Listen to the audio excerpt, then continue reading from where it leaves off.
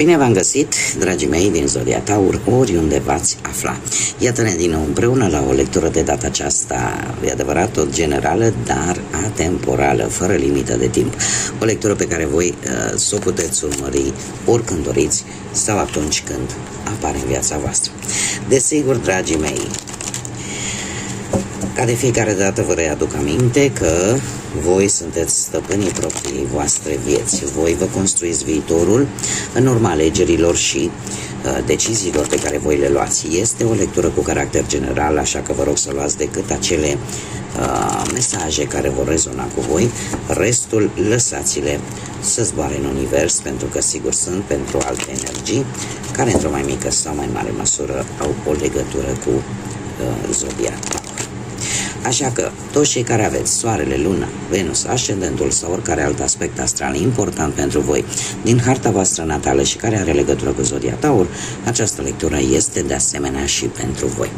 Și haideți să începem această lectură atemporală cu energia voastră sau cu situația în care voi vă aflați în acest moment când urmăriți această lectură. Și să vedem. Avem două cărți. Da, se pare că aveți... apare un rege de monede care vă poate reprezenta foarte bine pe voi. Sunteți foarte precauți, vă alegeți cu grijă bătăliile, vă alegeți, cum să spun eu, încercați o nouă perspectivă vis-a-vis de o anumită situație și sunteți foarte capabili să vă dați seama cam pentru ce merită să lupți și pentru ce nu. Este, în prima fază, este vorba despre o situație la nivel material, aș zice, și voi vreți, în general, poate să fie pe orice plan, și profesional, și financiar, dar și sentimental, voi vreți să aveți acea siguranță, acea stabilitate și atunci nu... vă alegeți situații, lupte în care lucrurile pot ieși foarte ușor de sub control sau poate ieși ideea asta de a bate un pic în retragere pentru a vedea mai bine situația, cum am mai spus, dintr-o altă perspectivă, dintr-un alt unghi și în felul ăsta să vă dați seama dacă se merită să vă luptați pentru poate o energie sau pentru o anumită situație sau nu. Haideți să vedem, dragii mei, din Zodia Taur sau cu legături puternice cu această zodie, care este situația actuală, ce nu este în favoarea voastră, ce este în favoarea voastră, ce puteți controla și ce nu puteți controla în următoarea perioadă.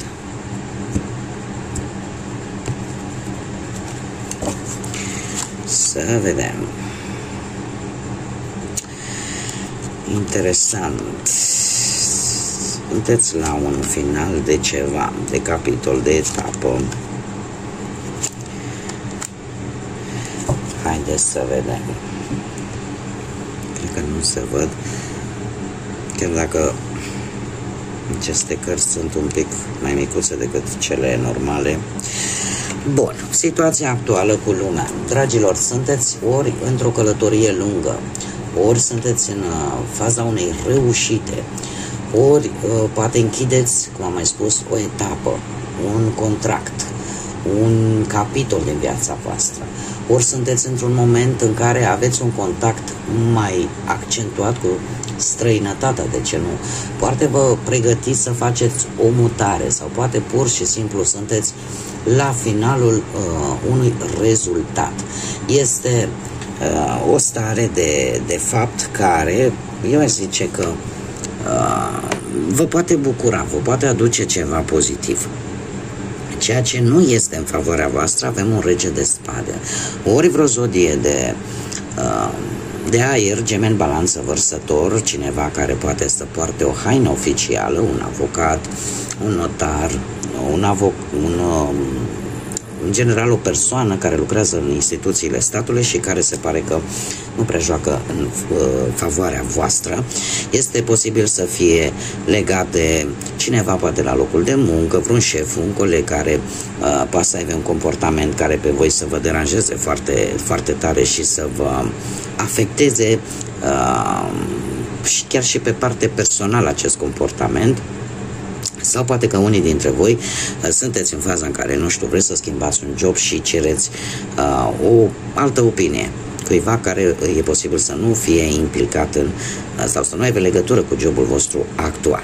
Dacă unii dintre voi aveți ascendentul într-o zodie de aer, Gemeni, Balanță sau Vărsător, se pare că nu prea este în favoarea voastră să fiți foarte direcți. Este într-adevăr foarte bine că aveți un intelect puternic, foarte bine că sunteți serioși, că încercați să fiți cât mai drepți, dar există totuși și o parte un pic negativă, faptul că vă impuneți poate punctul de vedere într-o manieră care devine un pic excesivă, da? Mai ales dacă nu țineți cont și de părerea celorlalți. Așa că lucrul ăsta poate într-adevăr să joace un pic contra voastră. Ce este în favoarea voastră? Avem un paș de spate, de data aceasta tot energii de aer, în Gemeni, Balanță, Vărsător, un paș de spate care ne vorbește de faptul că cumva vedeți anumite persoane destul de obositoare pe lângă voi și lucrul ăsta, chiar dacă sunt aceste persoane destul de obositoare, vă ajută să învățați ceva nou. De ce?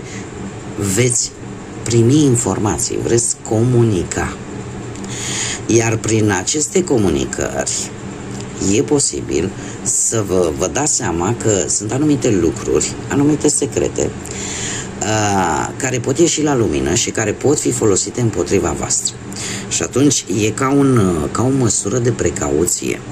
Poate juca un rol favorabil pentru voi. Ori că aflați niște informații care vă pot ajuta pe voi într-o anumită situație, de la persoane care clănțăne mult, da, care tot din casă, sau, asta cel puțin ce percep eu, dacă, de exemplu, aveți ascendentul, cum am mai spus, într-o zodie de aer, Gemeni, Balanță, Vărsător, se pare că atunci voi sunteți pregătiți pentru un nou început, tocmai pentru că aveți posibilitatea să aflați informații. Aveți posibilitatea de a comunica foarte mult și în felul ăsta puteți învăța lucruri noi. E de asemenea posibil să, chiar dacă trebuie, poate să dați anumite documente pentru o angajare, pentru un contract. Lucrul ăsta veți ști, prin aflarea informațiilor, veți ști cum să abordați, cum să rezolvați aceste documente care trebuie depuse. Poate e posibil să evitați anumite conflicte ușoare în viața sentimentală, da? Și eu aș mai spune că există și o ușoară nerăbdare, dar această nerăbdare se pare că va juca un rol pozitiv pentru voi, va fi în favoarea voastră faptul că nu veți aștepta, nu veți amâna. În momentul în care vi se cere ceva, sunteți acolo, sunteți pregătiți și uite, aici am cutare document sau aici am cutare răspuns, pentru că veți ști, veți fi informat. Veți fi informat, veți fi așa un pic mai băgăreți, mai ales cei care aveți, cum am mai spus, ascendentul sau poate mai multe planete în zodii de aer. Ce puteți voi controla? Voi puteți controla o conexiune importantă legată poate de muncă, puteți controla, eu aș spune, cam toate tipurile de conexiuni, atât pe plan profesional, financiar sau sentimental. Este vorba de conexiuni noi, este vorba de acel echilibru care vine cam pe toate planurile, în care ambele părți merg pe același ritm, ambele părți gândesc la fel. fie că e semnarea unui contract, fie că e relația cu șeful, cu șefa, cu soția, cu soțul, cu logodnicul, logodnica. Deci și lucrul ăsta voi îl puteți controla, pentru că știți exact ce simțiți exact ce vă doriți și se pare că și primiți înapoi ceea ce voi așteptați. Ce nu puteți controla, în schimb, un cavaler de bâte, care poate să fie reprezentat de un rival, poate cu legături în zodii de foc, un rival poate la locul de muncă, care nu se va da un pas înapoi, da? O competiție care va fi poate pe un job, sau ce nu puteți controla, schimbări majore care pot veni în viața voastră, mai ales atunci când vreți să obțineți ceva în mod deosebit. Pot apărea schimbări care să vă dea un pic peste cap. Ce ar mai fi de spus, nu puteți controla poate și anumite surprize bănești. E adevărat, nu cantități foarte mari, dar binevenite, da? Iar ce nu mai puteți controla în cazul în care e nevoie de un anumit compromis. Un compromis în care ambele părți să fie de acord, ambele părți să fie dispuse să facă acest compromis, să lase fiecare de la el. Da, aici se pare că e o situație pe care voi nu o puteți controla, pentru că și persoana respectivă trebuie să aibă același gând ca și voi. Acum, dacă unii dintre voi poate aveți mai ales ascendentul într-o zodie de foc, berbegleu sau săgetător, trebuie să vă spun că sunteți foarte energici și parcă energia asta vă e foarte greu să o controlați. E ca și cum, nu se știe, Taurul este foarte terenal, iubitor de plăceri, pacifist, liniștit, și dintr-o dată o energie așa bruscă e un pic greu de controlat, dar este o energie care te îndeamnă la acțiune, o energie care te va îndemna să obții ceva bun pentru tine, să te pui mai bine să-ți faci un plan mult mai bun și să fii hotărât, să nu dai un pas înapoi, adică să fii perseverent. Da? Să-ți folosești această energie într-o manieră care să te ajute să avansezi. Și se pare că totuși această energie nu e ca și cum, domne, eu nu vreau, că eu de fapt sunt mult mai molcom, mult mai liniștit și uite, energia asta mă cam dă peste cap. Este ceva care vine și cu care voi trebuie să știți cum să faceți ca să vă fie vouă bine, cum să o coordonați această energie. Mergem mai departe și haideți să vedem un mesaj din acest oracol al unicornilor magici, un mesaj pentru dragii mei din Taur sau cu legături puternice cu această zodie în următoarea perioadă de când voi urmăriți această lectură. Și avem iubirea din partea părinților. Nu contează ce, mama și tatăl tău te iubesc atât de mult cât pot ei.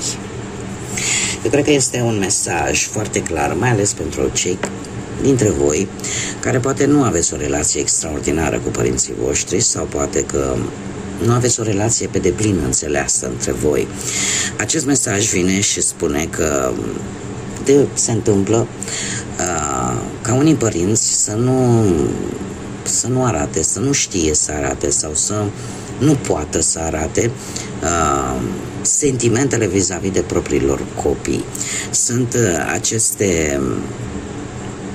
aceste situații în care de multe ori poate gândim că părinții noștri nu ne-au iubit sau nu ne-au apreciat pentru efortul pe care noi l-am făcut încă de mici până am devenit adulți și apare așa o mică râcă și apare